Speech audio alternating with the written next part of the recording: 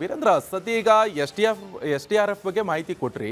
NDRF ಕಾರ್ಯವ್ಯಾಪ್ತಿ ಹೇಗೆ, ಇದು ಯಾವ ರೀತಿಯಾದಂಥ ಈ ಫಂಡನ್ನು ಹೇಗೆ ರಿಲೀಸ್ ಮಾಡ್ಕೊಳ್ಳೋದು, ಇದು ಎರಡನ್ನು ಹೊರತುಪಡಿಸಿ ವಿಪತ್ತು ಶಮನ ನಿಧಿ ಇದ್ರ ಕಾರ್ಯವ್ಯಾಪ್ತಿ ಹೇಗೆ, ಇದು ಹೇಗೆ ವರ್ಕ್ ಆಗುತ್ತೆ, ಏನು ಕತೆ?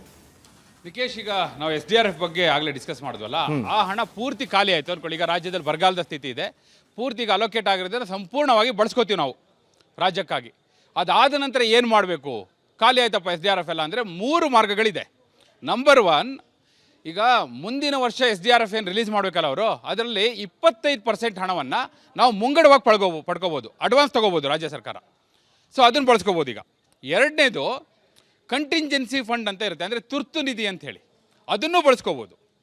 ಮೂರನೇದು NDRF. ಈ NDRF ವೆರಿ ಇಂಪಾರ್ಟೆಂಟ್. ಯಾಕೆ ಹೇಳ್ತೀನಿ ನೋಡಿ, ಈಗ SDRF ಅನ್ನೋದು ಅಲೋಕೇಟ್ ಆಗಿರೋದಾದರೆ ಇದು ನಾವು ಕೇಳಿ ಪಡೆಯುವಂಥದ್ದು. ಅಂದರೆ ರಾಜ್ಯದ ಬರಗಾಲದ ಸ್ಥಿತಿಯನ್ನು ಅವರಿಗೆ ವಿವರಿಸಿ ಒಂದು ಮನವಿ ಪತ್ರವನ್ನು ಕೇಂದ್ರ ಗೃಹ ಸಚಿವಾಲಯಕ್ಕೆ ರಾಜ್ಯ ಸರ್ಕಾರ ಕೊಡುತ್ತೆ.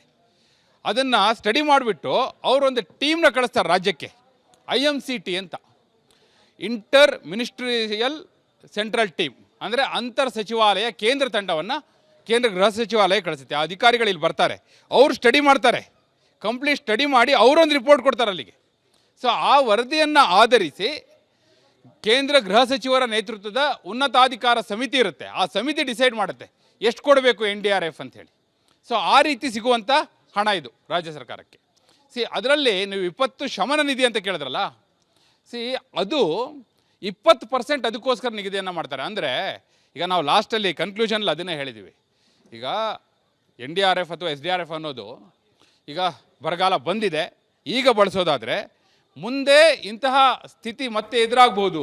ಅದು ಕೇವಲ ಬರಗಾಲ ಒಂದೇ ಅಂತಲ್ಲ, ಪ್ರವಾಹ ಆಗಿರ್ಬೋದು ಅಥವಾ ಭೂಕಂಪ ಆಗಿರ್ಬೋದು, ಅಂಥದ್ದು ಬಾರದ ಹಾಗೆ ತಡೆಗಟ್ಟುವಂತಹ ಪ್ರಯತ್ನ ಈ ವಿಪತ್ತು ಶಮನ ನಿಧಿಯ ಮೂಲಕ ಮಾಡಲಿ ಅಂದರೆ 20% ಅದಕ್ಕೋಸ್ಕರ ನಿಗದಿ ಮಾಡ್ತಾರೆ.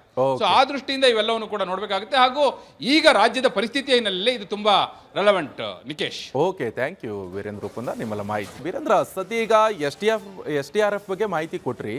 NDRF ಕಾರ್ಯವ್ಯಾಪ್ತಿ ಹೇಗೆ, ಇದು ಯಾವ ರೀತಿಯಾದಂಥ ಈ ಫಂಡನ್ನು ಹೇಗೆ ರಿಲೀಸ್ ಮಾಡ್ಕೊಳ್ಳೋದು, ಇದು ಎರಡನ್ನು ಹೊರತುಪಡಿಸಿ ವಿಪತ್ತು ಶಮನ ನಿಧಿ ಇದ್ರ ಕಾರ್ಯವ್ಯಾಪ್ತಿ ಹೇಗೆ, ಇದು ಹೇಗೆ ವರ್ಕ್ ಆಗುತ್ತೆ, ಏನು ಕತೆ? ನಿಕೇಶ್, ಈಗ ನಾವು SDRF ಬಗ್ಗೆ ಆಗಲೇ ಡಿಸ್ಕಸ್ ಮಾಡಿದ್ವಲ್ಲ, ಆ ಹಣ ಪೂರ್ತಿ ಖಾಲಿ ಆಯಿತು ಅನ್ಕೊಳ್ಳಿ. ಈಗ ರಾಜ್ಯದಲ್ಲಿ ಬರಗಾಲದ ಸ್ಥಿತಿ ಇದೆ, ಪೂರ್ತಿ ಈಗ ಅಲೋಕೇಟ್ ಆಗಿರೋದನ್ನ ಸಂಪೂರ್ಣವಾಗಿ ಬಳಸ್ಕೋತೀವಿ ನಾವು ರಾಜ್ಯಕ್ಕಾಗಿ. ಅದಾದ ನಂತರ ಏನು ಮಾಡಬೇಕು, ಖಾಲಿ ಆಯ್ತಪ್ಪ SDRF ಎಲ್ಲ ಅಂದರೆ 3 ಮಾರ್ಗಗಳಿದೆ. ನಂಬರ್ 1, ಈಗ ಮುಂದಿನ ವರ್ಷ SDRF ಏನು ರಿಲೀಸ್ ಮಾಡಬೇಕಲ್ಲ ಅವರು, ಅದರಲ್ಲಿ 25% ಹಣವನ್ನು ನಾವು ಮುಂಗಡವಾಗಿ ಪಡ್ಕೋಬೋದು, ಅಡ್ವಾನ್ಸ್ ತೊಗೋಬೋದು ರಾಜ್ಯ ಸರ್ಕಾರ. ಸೊ ಅದನ್ನು ಬಳಸ್ಕೋಬೋದು. ಈಗ ಎರಡನೇದು ಕಂಟಿಂಜೆನ್ಸಿ ಫಂಡ್ ಅಂತ ಇರುತ್ತೆ, ಅಂದರೆ ತುರ್ತು ನಿಧಿ ಅಂತ ಹೇಳಿ, ಅದನ್ನು ಬಳಸ್ಕೋಬೋದು. ಮೂರನೇದು NDRF. ಈ NDRF ವೆರಿ ಇಂಪಾರ್ಟೆಂಟ್. ಯಾಕೆ ಹೇಳ್ತೀನಿ ನೋಡಿ, ಈಗ SDRF ಅನ್ನೋದು ಅಲೋಕೇಟ್ ಆಗಿರೋದಾದರೆ ಇದು ನಾವು ಕೇಳಿ ಪಡೆಯುವಂಥದ್ದು. ಅಂದರೆ ರಾಜ್ಯದ ಬರಗಾಲದ ಸ್ಥಿತಿಯನ್ನು ಅವರಿಗೆ ವಿವರಿಸಿ ಒಂದು ಮನವಿ ಪತ್ರವನ್ನು ಕೇಂದ್ರ ಗೃಹ ಸಚಿವಾಲಯಕ್ಕೆ ರಾಜ್ಯ ಸರ್ಕಾರ ಕೊಡುತ್ತೆ. ಅದನ್ನು ಸ್ಟಡಿ ಮಾಡಿಬಿಟ್ಟು ಅವರೊಂದು ಟೀಮ್ನ ಕಳಿಸ್ತಾರೆ ರಾಜ್ಯಕ್ಕೆ, IMCT ಅಂತ, ಇಂಟರ್ ಮಿನಿಸ್ಟ್ರಿಯಲ್ ಸೆಂಟ್ರಲ್ ಟೀಮ್, ಅಂದರೆ ಅಂತರ್ ಸಚಿವಾಲಯ ಕೇಂದ್ರ ತಂಡವನ್ನು ಕೇಂದ್ರ ಗೃಹ ಸಚಿವಾಲಯ ಕಳಿಸುತ್ತೆ. ಆ ಅಧಿಕಾರಿಗಳು ಇಲ್ಲಿ ಬರ್ತಾರೆ, ಅವರು ಸ್ಟಡಿ ಮಾಡ್ತಾರೆ, ಕಂಪ್ಲೀಟ್ ಸ್ಟಡಿ ಮಾಡಿ ಅವರೊಂದು ರಿಪೋರ್ಟ್ ಕೊಡ್ತಾರೆ ಅಲ್ಲಿಗೆ. ಸೊ ಆ ವರದಿಯನ್ನು ಆಧರಿಸಿ ಕೇಂದ್ರ ಗೃಹ ಸಚಿವರ ನೇತೃತ್ವದ ಉನ್ನತಾಧಿಕಾರ ಸಮಿತಿ ಇರುತ್ತೆ, ಆ ಸಮಿತಿ ಡಿಸೈಡ್ ಮಾಡುತ್ತೆ ಎಷ್ಟು ಕೊಡಬೇಕು NDRF ಅಂಥೇಳಿ. ಸೊ ಆ ರೀತಿ ಸಿಗುವಂಥ ಹಣ ಇದು ರಾಜ್ಯ ಸರ್ಕಾರಕ್ಕೆ. ಅದರಲ್ಲಿ ನೀವು ವಿಪತ್ತು ಶಮನ ನಿಧಿ ಅಂತ ಕೇಳಿದ್ರಲ್ಲ, ಅದು 20% ಅದಕ್ಕೋಸ್ಕರ ನಿಗದಿಯನ್ನು ಮಾಡ್ತಾರೆ. ಅಂದರೆ ಈಗ ನಾವು ಲಾಸ್ಟಲ್ಲಿ ಕನ್ಕ್ಲೂಷನಲ್ಲಿ ಅದನ್ನೇ ಹೇಳಿದ್ದೀವಿ. ಈಗ NDRF ಅಥವಾ SDRF ಅನ್ನೋದು ಈಗ ಬರಗಾಲ ಬಂದಿದೆ, ಈಗ ಬಳಸೋದಾದರೆ ಮುಂದೆ ಇಂತಹ ಸ್ಥಿತಿ ಮತ್ತೆ ಎದುರಾಗ್ಬೋದು. ಅದು ಕೇವಲ ಬರಗಾಲ ಒಂದೇ ಅಂತಲ್ಲ, ಪ್ರವಾಹ ಆಗಿರ್ಬೋದು ಅಥವಾ ಭೂಕಂಪ ಆಗಿರ್ಬೋದು, ಅಂಥದ್ದು ಬಾರದ ಹಾಗೆ ತಡೆಗಟ್ಟುವಂತಹ ಪ್ರಯತ್ನ ಈ ವಿಪತ್ತು ಶಮನ ನಿಧಿಯ ಮೂಲಕ ಮಾಡಲಿ ಅಂದರೆ 20% ಅದಕ್ಕೋಸ್ಕರ ನಿಗದಿ ಮಾಡ್ತಾರೆ. ಸೊ ಆ ದೃಷ್ಟಿಯಿಂದ ಇವೆಲ್ಲವನ್ನು ಕೂಡ ನೋಡಬೇಕಾಗುತ್ತೆ. ಹಾಗೂ ಈಗ ರಾಜ್ಯದ ಪರಿಸ್ಥಿತಿ ಹಿನ್ನೆಲೆಯಲ್ಲಿ ಇದು ತುಂಬಾ relevant. Nikesh, okay, thank you Virendra ರೂಪಂದ ನಿಮ್ಮೆಲ್ಲ ಮಾಹಿತಿ.